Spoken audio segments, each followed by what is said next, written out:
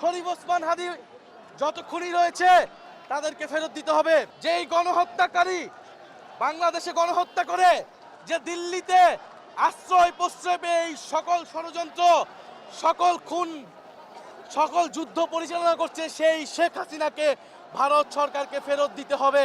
তাদেরকে ফেরত দেওয়ার আগ পর্যন্ত ভারতের সাথে আমাদের কোনো ধরনের সম্পর্ক থাকতে পারে না। এবং প্রিয় বন্ধুগণ, 5ই আগস্টের পরে আমাদের লড়াই স্থিমিত হয়ে গেছিল, সেটা আমাদের ভুল ছিল। আমরা এবার আর ভুল করব না। এই লড়াই আমাদেরকে অব্যাহত রাখতে হবে। কিন্তু আপনাদের প্রতি অনুরোধ থাকবে, আমরা আজকে কালকে নামবো, আবার পরশুদিন বাড়ি চলে যাব। আজকে এখানে সেখানে আগুন লাগাবো, কালকে বাড়ি চলে যাব, এটা আমাদের আন্দোলনের গতিপথ না। আমরা এই শাহবাগে আজকে এসেছি, শাহবাগে আমাদের আন্দোলন অব্যাহত থাকবে। আমাদের দাবি পূরণ না হওয়া পর্যন্ত আন্দোলন অব্যাহত থাকবে। আপনাদের সকলের প্রতি আহ্বান থাকবে, যার যার জায়গা থেকে আমরা দায়িত্বশীলভাবে গণতান্ত্রিকভাবে আন্দোলন চালিয়ে যাব। যারা এই আন্দোলন এবং জনগণের ক্ষোভকে ব্যবহার করে আন্দোলন বিপথে নেওয়ার চেষ্টা করবে, তাদের প্রতি আপনারা সতর্ক থাকবেন।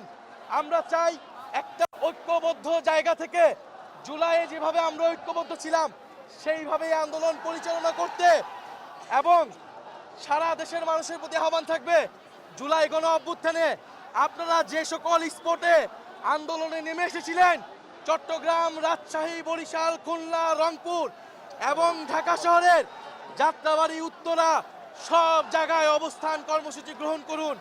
আমাদের আন্দোলন হবে শান্তিপূর্ণ এবং গণতান্ত্রিক। এবং রাজনৈতিক দলের নেতাদেরকে বলবো, আপনারা এবার বুক লুকাবেন না।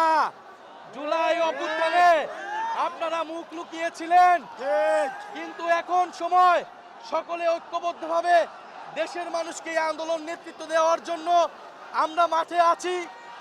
সকল ছাত্র জনতা মাঠে আছে এবং আমাদের আন্দোলন অব্যাহত থাকবে। প্রথম হলো যে স্থান নিয়ে আমাদের সমালোচনা রয়েছে, আমাদের বিরোধিতা রয়েছে, আমরা সেই কথা সবসময় বলেছি, বলে যাব, এবং আমাদের পক্ষে আমাদের আদর্শকে ধারণ করে এইরকম প্রতিষ্ঠান দিয়েই আমরা এই ধরনের প্রতিষ্ঠানকে মোকাবেলা করব। কিন্তু পুরো বাংলাদেশ যখন আজকে ঐক্যবদ্ধ হওয়ার